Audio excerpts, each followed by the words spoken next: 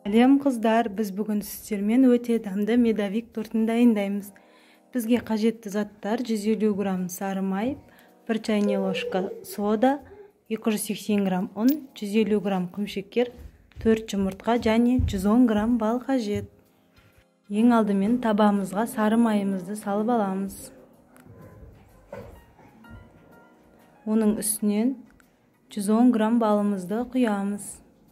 Үстінен құмшекерімізді салып араластырамыз. Барлығы еріп біркелкі масса болғанда үстінен содамызды салып араластырамыз. Бізде осындай реакция жүруі қажет. Енді бөлек ыдысымызға құйып суытып аламыз.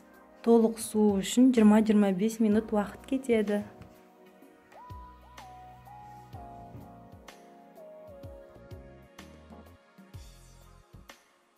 Біздің массамыз толық суып болғаннан соң жұмыртқаларымызды бір-бірден отырып саламыз.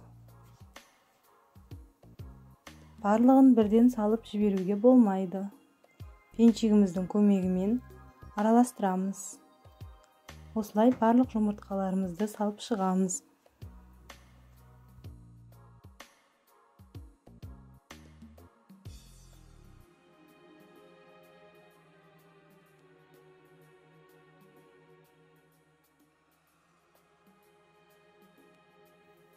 Енді ұнымызды екі бөлікке бөле отырып салып араластырамыз.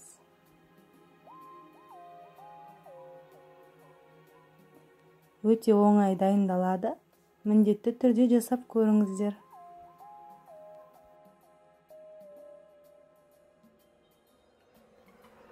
Енді дайын болған қамырымызды пергамент қағазымызға 5 ас қасықтан салып домалақ етіп жаямыз.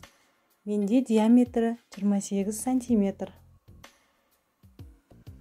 3 корж шығады 28 сантиметрден.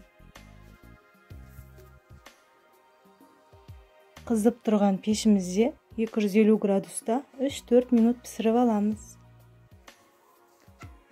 Пісіп болғаннан соң артық корждарымыздың артығын алып тастаймыз. Кремімізге 350 грамм қаймақ, 200 грамм сгущенка қажет. Екеуін араластырамыз. Енді біз тортымызды жинаймыз. Корждарымызға дайын болған кремімізді салып жағып шығамыз. Барлық корждарымызға жағып шығамыз.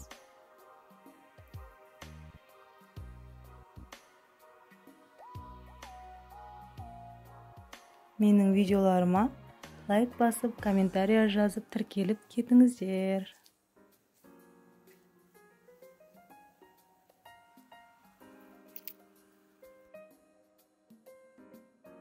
Барлық корждарымызды жинап болғаннан соң үстінен крошкаларымызды сеуіп шығамыз. Осымен біздің жұмсақ ауызда еритін медовик тортымыз дайын. Барлықтарыңызға ас болсын. Видеомды соңына дейін қарағандарыңызға рахмет.